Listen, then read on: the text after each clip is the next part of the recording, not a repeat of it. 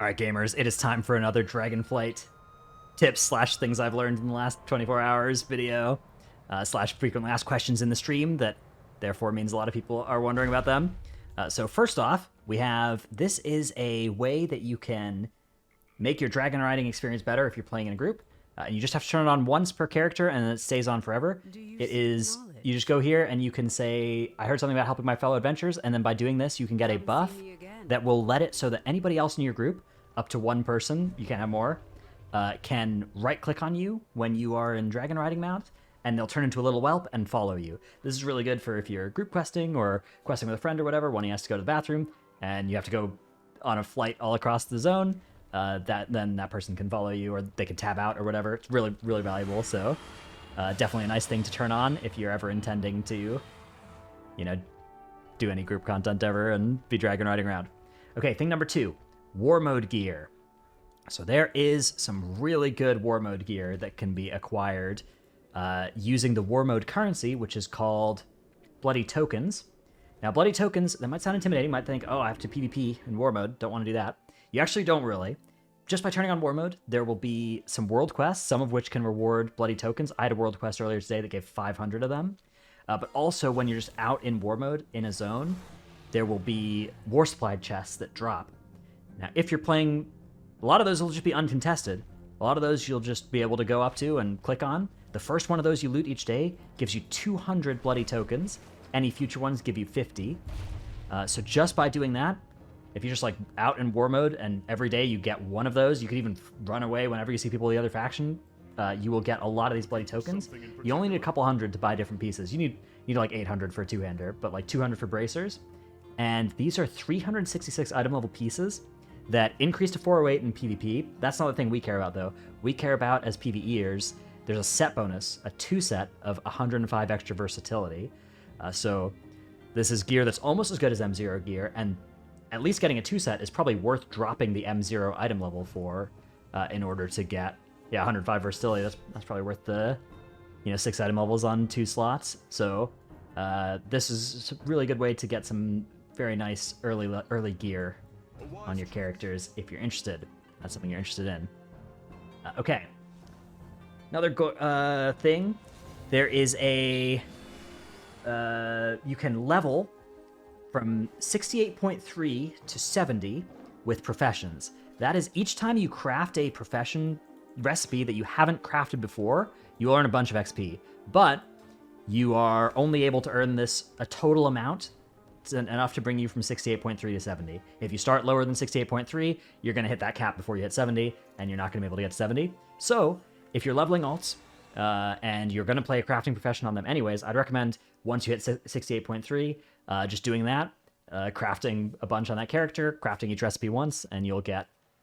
There are some guides floating around. I'll put like a spreadsheet that's been linked to me in the description below, that if you want to just like pick up a bunch of professions, craft a bunch of recipes on them, drop it and take another one, that you can do, and it'll give you a list of like the things to buy with that. Disclaimer, I don't know who made the sheet, it's just floating around, and I don't know if it's necessarily always going to be the cheapest way to do it. You're probably looking at an investment of somewhere in the tens of thousands of gold to cut off all that time to go from all the way from 68 to 70, so 68.3 to 70. So you decide if that's worth it. In terms of adventure mode, do you have to do the campaign on your alts? The only thing that...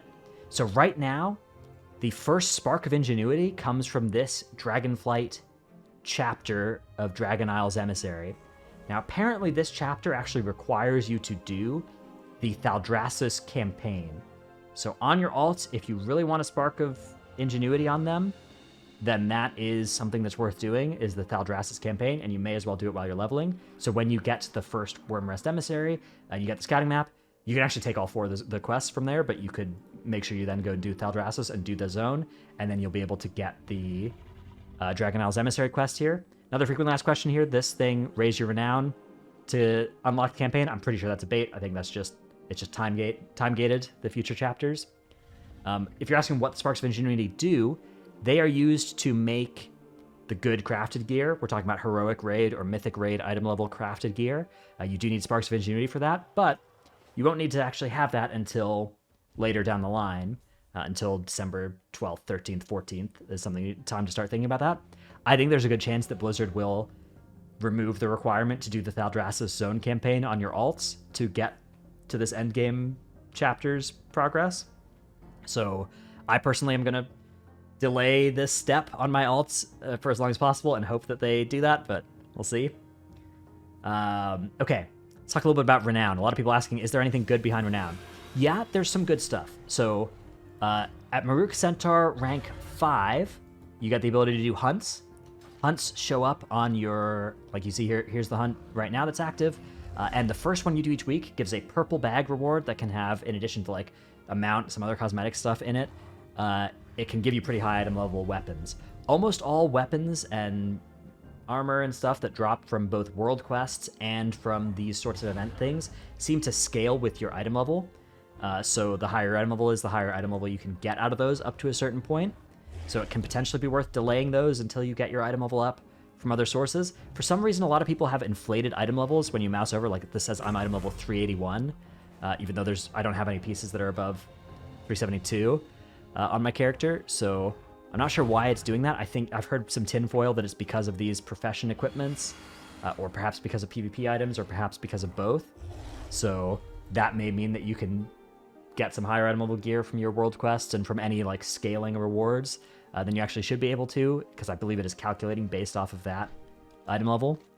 So that may be something worth thinking about. I don't know, maybe something that gets fixed. By the way, the dungeons, leveling dungeons, dropping max level gear that I talked about in yesterday's video has been fixed. Also, the Cobalt Assembly that I talked about in yesterday's video has also been nerfed.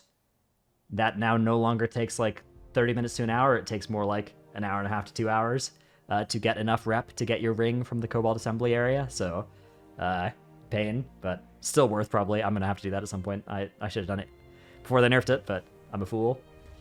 In addition to that, anything else good from Renown? Further down some of the Renown tracks, there are some good items. So like, even Maruk Centaur 11, there's 376 boots. From Valdrakken Accord 22, there's 389 helmets, and there's a bunch of other stuff like this on some of the different trees. Not a huge amount, but in theory, these items could be good if you get there in time. I've been doing I've done all the side quests, and so I have a lot of rep. But even then, I'm not sure if I'm going to go for like this. Even if you can get this, it's going to be relevant for a very short amount of time. So the TLDR answer to is there anything good from Renown? It's like some of the early rewards, like unlocking the ability to do the hunts and the Siege on Dragonbane Keep, that kind of stuff. That's probably worth, because you can maybe get some pretty easy items out of doing those once per week. Rushing all the way and like hard grinding rep to try and get like, oh, you know, now I can go get 389 chest armor at 24 Maruk Centaur. Almost certainly not an important thing to be thinking about doing. However, there are some good recipes. For instance, if you're an alchemist and you want to be able to create your own alchemy stone, that comes from Maruk 13. So, you know, looking through the Renown tracks, especially if you're interested in being a crafter, crafting for profit, crafting your own gear, any of that kind of stuff, is worth having a look through the Renown tracks and seeing what is there for you. But yeah, long story short, what amount do you have to engage with these Renowns? Very little to none at all. Like even if you miss out on the hunts and stuff entirely, none of that will really matter. We're talking about like items that will be very rapidly replaced once the actual content comes out. Finally, let's see. You want to learn how to move this dragon riding bar? It is in edit mode, and then you want to choose encounter bar. That will let you move your dragon riding vigor bar, and the you can also get some weak auras that will show you it if you don't like the way this looks, or if you just search dragon riding on the weak aura site, wago.io, find some weak auras that will full convert this for you. And also, finally, one thing that people don't know is that any recipe you haven't discovered is actually in your recipe book down here in Unlearned. And any of these, you can actually mouse over this and see where the recipe comes from. So for instance, this recipe I don't have because I don't have the spec for it, right? But some of these are going to be like, because the recipe drops from a certain place and it'll be like, yeah, this is a drop. Or, you know, you can discover this when crafting goggles, guns, or bracers if you have the right specialization, right? So if there's a recipe that you want to learn to craft, and you don't want to go to Wowheads to look up how to do it, you can literally like see this comes from jarred in cache in the Waking Shores, I could learn how to create this thing. So it's a neat thing about the Profession UI. All right. That is it for my tips and FAQs and stuff video for this week. If you liked the video, remember to hit like and stuff. Come check out my Twitch stream. If you got a extra Twitch Prime, feel free to throw it my way. Otherwise, thanks for watching. See you in the next one. Bye.